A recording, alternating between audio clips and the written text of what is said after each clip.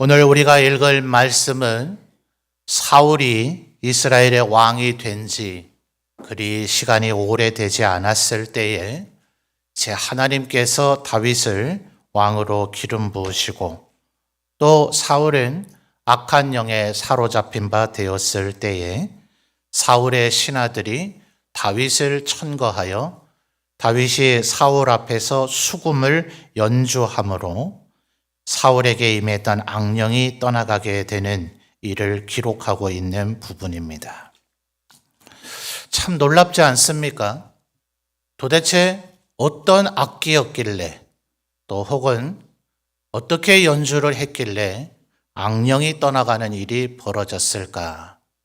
우리 아마 그렇게 생각을 해 볼 수가 있을 거예요.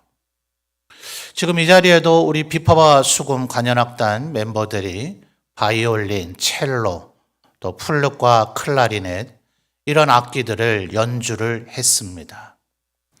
이 외에도 많은 악기들이 있죠. 또 저녁에 3일 밤 예배 때에 우리 찬양단들이 찬양을 할 때에도 건반과 함께 드럼이라고 하는 악기가 현대 음악에서는 아주 주요하게 사용이 되어지죠.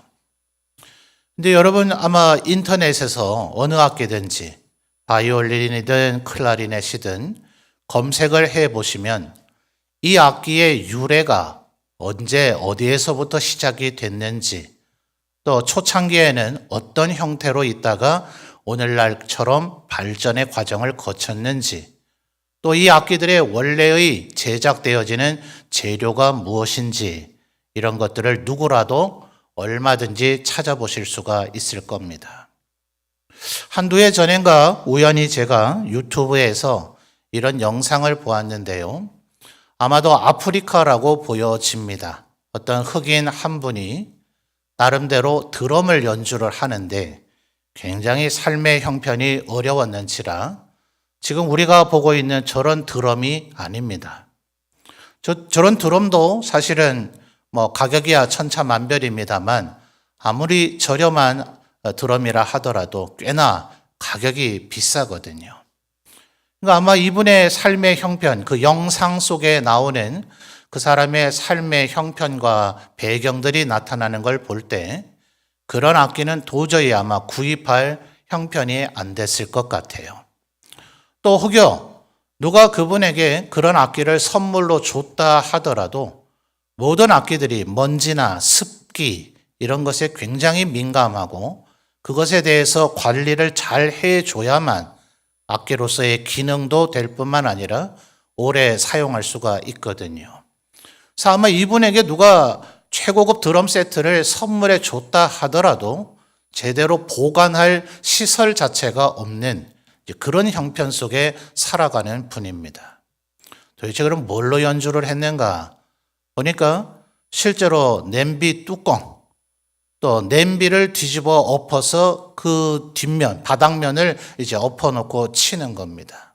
또 우리들이 물 같은 것을 운반하기 위해서 사용하는 커다란 플라스틱으로 된 통, 보통 물이나 기름 같은 걸 담을 수 있겠죠.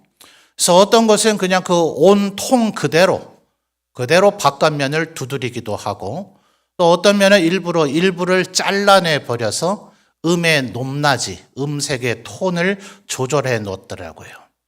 근데 놀라운 것은요, 분명히 이건 정말 쓰레기나 그냥 이런 엉망인 그런 것들로 모아놓은 것인데 그 소리가 우리들이 지금 듣는 드럼의 연주의 소리와 별로 다르질 않습니다. 그걸 보면 정말 깜짝 놀랐어요. 하나님께서 이 흑인들에게 주신 특별한 어떤 그 음악적인 영감, 예술적인 감각, 또 스포츠에 대한 능력 이런 게 모두가 그렇지는 않지만 그들에게 그런 은사가 주어져 있는 경우가 참 많이 있는데 이 사람도 정말 대단하다 하는 생각이 들었습니다. 여러분 다윗의 이 악기가 어떨까요? 지금 16장 23절을 보면 수금이라고 이렇게 우리 말로는 번역이 되어 있는데요. 이 히브리어를 영미권에서는 주로 하프라고 하는 단어로 번역이 되어 있고 일부 이제 손에 들고 하는 땅바닥에 세워놓고 하는 그런 대형 하프가 아니기 때문에 라이어라고 하는 단어를 쓰기도 하더라고요. 아마도 오늘날의 현대 악기와 비교를 하면 크로마 하프라고 하는 게 있죠. 아마 그거와 거의 비슷한 그런 형태의 악기일 겁니다. 요즘에 우리 관현악단들이 사용하는 이런 악기들이 전 제품의 그 모든 구성을 다 대량 생산하지는 않지만 어떤 악기들은 좀 대량 생산을 해내고 나머지 부분을 이렇게 조립하는 형태로 악기가 만들어지는데 이것조차도 다 그렇지는 않겠습니다만 이미 악기 연주를 전공하고 난 후에 이 악기 제작에 대해서도 또 학교를 졸업하고 나서 그리고 이제 악기를 만드는 장인이 되곤 하더라고요. 제 아는 지인 중에도 첼로를 연주하고 나서 지금은 첼로를 만드는 장인으로서 살아가는 분이 있어서 조금 그렇게 알게 되었습니다. 그러니 오늘날에는 사실은 전 그 악기의 100%가 대량 생산되는 것은 아닌데 그 생산되는 것들이 이제 조립이 되는 것에 한 7, 80% 정도는 악기마다 다릅니다만 이렇게 대량 생산이 지금 되고 있는 그런 형태입니다. 그런 요즘의 형편대로라도 아마 어떤 사람이 정말 핸드메이드라고 보통 표현하죠. 수작업에 의해서 어떤 악기를 만들었다면 또 그리고 그 사람이 대단한 음악적인 조예와 명성을 가지고 있는 사람이라면 그것은 정말 고가의 악기가 될 겁니다. 그런데 여러분, 고대에는 어땠을까요? 고대는 다 핸드메이드죠. 말이 좋아 핸드메이드지 그때의 악기들이 어떻게 만들어졌겠어요? 아마도 이 수금이라고 하는 것의 틀은 아마도 나무로 만들어졌을 터인데 요즘같이 저렇게 아주 광택을 내고 또 윤이 나고 습기가 먹지 않도록 어떤 것들을 발라서 저렇게 반들반들 번쩍번쩍 빛나는 그런 나무였겠습니까? 아마도 손때와 먼지들이 묻어있는 오히려 꼬질꼬질하다고 하는 표현이 더 가까울 그런 악기의 몸체였을 겁니다. 기록에 따라서 제가 보게 되면 어떤 악기에 현이 있잖아요. 우리 지금 바이올린, 첼로도 현이 있는데 이런 현들은 오늘날에는 아마 대부분 금속성 재질이나 아니면 플라스틱 재질로 일부 아마 현들을 만들어낼 것인데요. 고대는 아마 짐승의 내장을 꼬아서 실처럼 만들어서 그것을 쓰기도 하고 아니면 우리들이 지금 옷으로 입고 있는 이 옷감용 실들을 꼬아서 여러 겹을 꼬아서 만든 현을 쓰기도 했다 그래요. 그러니 오늘날의 그런 현줄과는 비교할 수도 없겠죠. 요즘에 현도 많이 연주하고 이러다 보면 더러 끊어지기도 하는데 고대에는 어땠겠습니까? 아마도 쉽게 더 많이 끊어졌을 터예요. 그러니까 한번 상상을 해보십시오. 다윗은 음악대학을 나온 사람이 아닙니다. 그리고 이 사람은 이 음악으로만 살아가는 사람이 아니에요. 다윗의 본업이 뭡니까?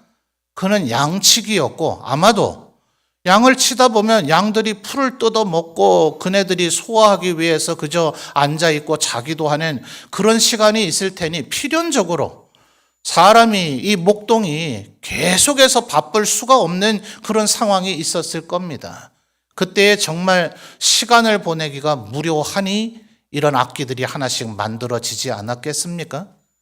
그러니 그 악기가 과연 오늘날의 이런 정교하게 만들어진 악기처럼 탁월한 소리를 냈겠는가? 요즘은 여러분 이 튜닝이라고 하는 것도 얼마나 정확하게 해냅니까? 그런데 그 고대의 악기가 예컨대 이런 관현악 같은 거는 주로 아마 오보에가 기준점을 잡아줘서 다른 악기들이 거기에 맞춰서 튜닝을 한다고 제가 알고 있는데요.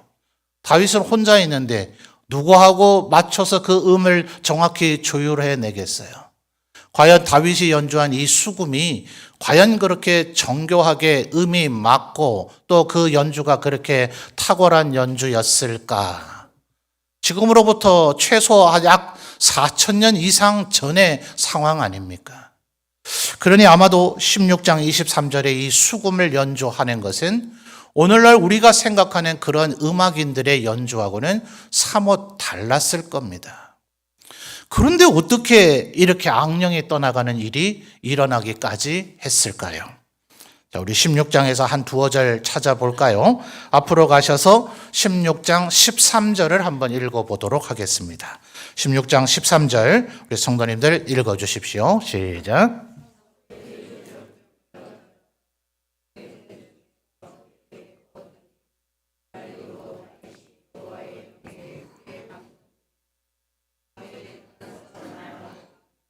아멘.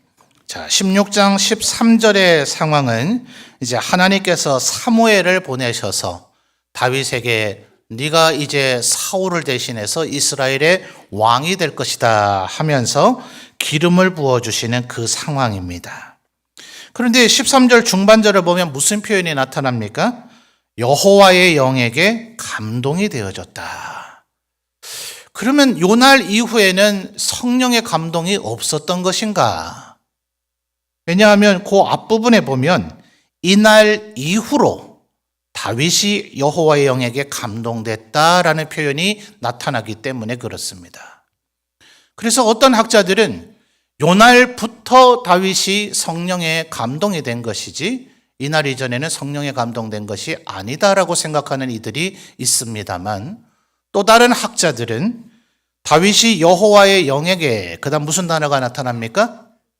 크게라는 단어가 나타나죠. 이 크게라고 하는 단어에 비중을 두어서 이 이전에도 다윗이 성령의 감동을 받기는 했으나 이날 이후로 성령의 더욱 큰 감동이, 성령의 기름 부으심, 성령의 충만함이 그에게 있었다는 이야기다. 이렇게 해석을 합니다. 저는 후자의 견해를 더 지지합니다. 왜냐하면 시편을 보면 다윗이 지은 시가 굉장히 많이 있습니다. 그런데 그 시들 중에는 다윗이 고통을 당하는 시절에 하나님 앞에 울며 탄식하며 지은 그런 노래도 있지만, 그렇지 않은 시절에 하나님의 은혜와 사랑을 찬양하며 영광 돌리는 그런 시들도 있기 때문에 그렇습니다. 우리가 지금 시라고 부르지만 사실은 원래는 노래죠. 시편의 어떤 편들을 보게 되면 어떤 곡조에 맞춰서, 어떤 장단에 맞춰서 불렀던 노래다라고 설명까지는 되어 있어요.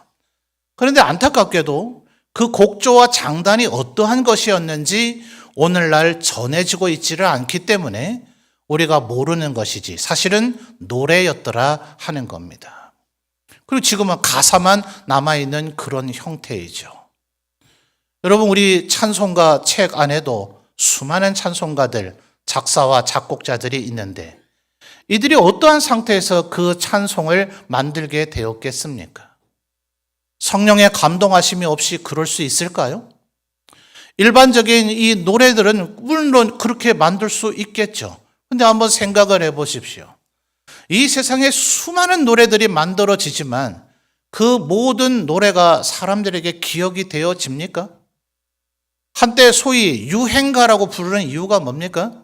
어떤 시절에는 모든 사람들이 아는 듯 하지만 불과 5년, 10년 지나고 나면 극소수의 사람 외에는 그런 노래가 있었던가라고 기억도 못할 정도의 노래로 되어져 버리죠. 또 이 시대에 발표되는 노래가 있는지 다 아십니까? 어떤 가수들이 노래를 발표할 때 흔히 앨범이라 표현하죠. 그 앨범 안에 10곡에서 12곡 정도가 수록이 되는데 그중 한 곡이라도 사람들이 많이 알게 되면 성공했다고 할 정도 아니에요? 나머지 9곡은 기억조차도 안 됩니다. 그런데 이 찬송은 어떻게 만들어졌을까요?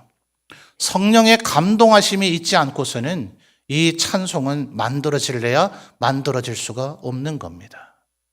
그러니 다윗이 오늘 이 하나님 앞에 사무엘 선지자를 통해서 기름 부으심을 받기 전에 그가 많은 시들을 지었던 것을 볼 때 그는 성령에 감동된 사람이었고, 이날 사무엘 선지자를 통하여 기름 부으심을 받음으로 그가 하나님의 영에 크게 감동되어지니 그가 악령을 쫓아내는 연주를 할 수가 있게 되더라 하는 것입니다.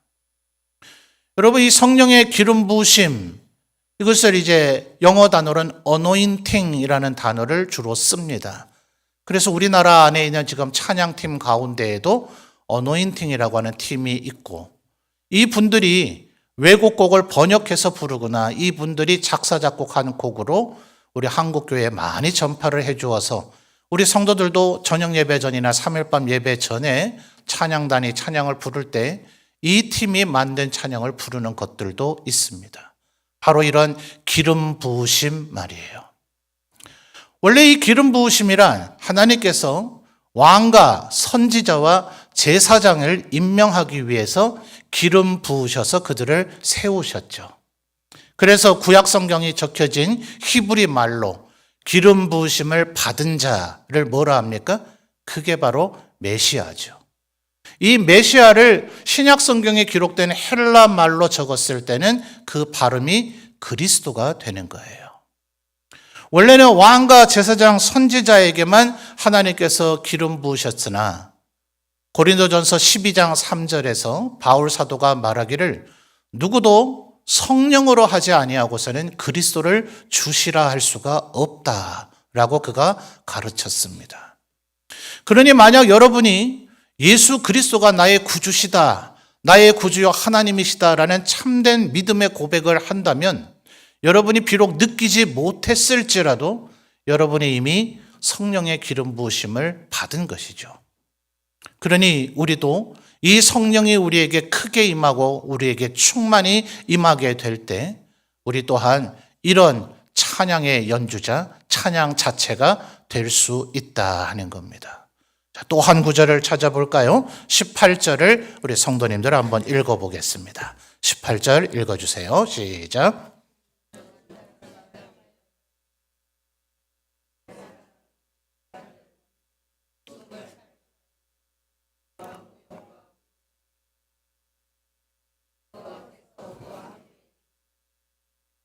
아멘. 자, 이제 사울이 악령에게 시달리기를 시작하자 신하들이 다윗을 천거합니다. 왕이 다윗이 어떤 사람이냐라고 물을 때에 지금 18절에 어떤 신하 중에 한 사람이 다윗에 대해서 논평을 하고 있는 내용인데요. 다른 거는 다 생략하고 제일 마지막 문장 뭐라고 얘기합니까? 여호와께서 그다음 뭐라 하죠? 그와 함께 계시더이다. 여러분, 이 함께 계시다 하는 것이 얼마나 중요한지 모릅니다. 요셉이 형들의 미움을 받아 애굽의 종으로 팔려갔는데 창세기의 기록을 보니 요셉이 언제나 형통한 것은 하나님께서 그와 함께 하셨기 때문이다. 보디발의 아내를 범하려 했다는 누명을 쓰고 감옥에 들어가게 되죠. 그 감옥을 관리하는 전옥이라고 하는 직급을 가진 사람이 있는데 그 사람에게 이 요셉이 인정을 받습니다. 그래서 감옥 안에서조차도 요셉이 형통하게 된 것은 하나님이 그와 함께 하셨기 때문이다. 기드온이라고 하는 사사를 기억하십니까? 스스로를 보리빵이라고 생각할 정도로 열등감에 사로잡혀 있었던 사람입니다. 겨우 300명의 군사를 가지고 미디안, 동방, 아말렉에 13만 5천 명과 싸워서 그들을 전멸시키는 대전과를 올리게 됩니다. 그때에도 어떻게 그런 일이 일어납니까? 여호와께서 기드온과 함께 하셨더라. 성경이 그렇게 기록하고 있는 거죠. 여러분, 우리 구주 예수님께서 부활하시고 나서 승천하실 때 마지막으로 12 사도들에게 뭐라고 얘기하셨어요? 너희는 가서 모든 족속으로 제자를 삼아 아버지와 아들과 성령의 이름으로 세례를 주고 내가 너희에게 분부한 모든 것을 가르쳐 지키게 하라. 왜냐하면 볼지어다 내가 세상 끝날까지 너희와 항상 뭐예요? 함께 있을 것이니라 라고 이야기를 하신 거예요. 그 주님께서 지금 우리의 마음속에 오셔서 좌정에 계신 줄 믿습니다. 그 성령님께서 우리와 함께 하시고 언제나 떠나지 않으시는 줄 믿습니다. 다윗과 함께 하셨던 그 하나님께서 오늘 우리하고도 함께 하고 계신 것이죠.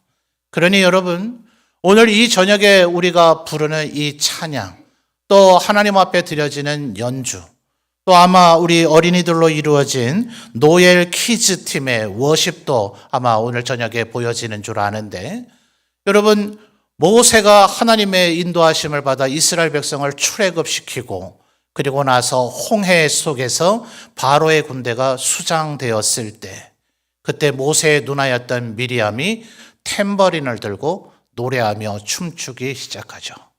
여호와는 위대하시다. 그는 그의 모든 대적들을 바닷속에 수장하시고 그 백성을 구하셨다.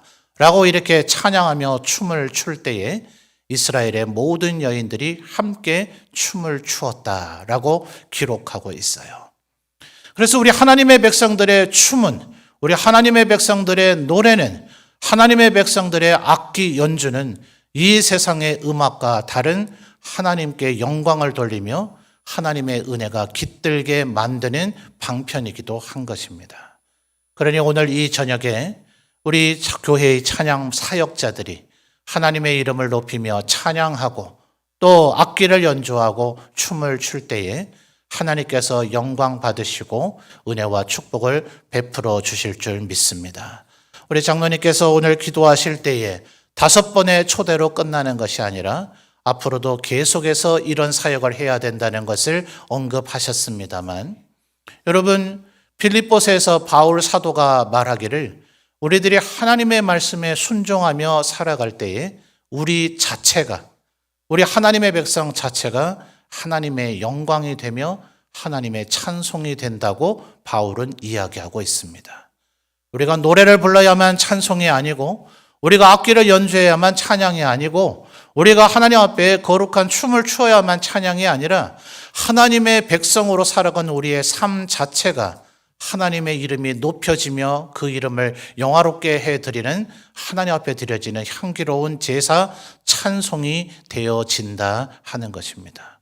그러므로 오늘 이 저녁뿐만이 아니라 우리의 남은 생에 주님 부르시는 그날까지 하나님 앞에 찬송으로 하나님 앞에 영광으로 살아가시는 우리 모든 성도들이 되시기를 바랍니다. 오늘 이 저녁에 우리 찬양 사역자들이 이 일을 할 때에 이들이 성령 충만하여서 하나님 앞에 영광 돌리게 되기를 우리 또한 기도해야 합니다. 우리는 어떻게 하면 우리들이 성령 충만을 받게 되는지 사도행전을 통해서 우리들이 여러 차례 살펴본 바가 있죠. 그들이 합심해서 기도할 때에 또 하나님의 일을 감당할 때에 하나님의 말씀에 순종할 때에 하나님께서 사도들과 언제나 함께 하시더라 하였습니다. 오늘 저녁 찬양 사역자들만 찬양하는 것이 아니라 회중석에 있는 우리 성도들도 기도하며 하나님께서 이 찬양이 들려지고 이 연주가 들려지고 이 춤을 보게 될 때에 그 모든 동작들을 통해서 우리 가운데 초대된 태신자들의 마음속에 성령의 기름 부으심이 있기를 간절히 기도하며 하나님의 구원 역사를 함께 이루어가는 우리 모든 성도들이 되시기를 주님의 이름으로 축원합니다.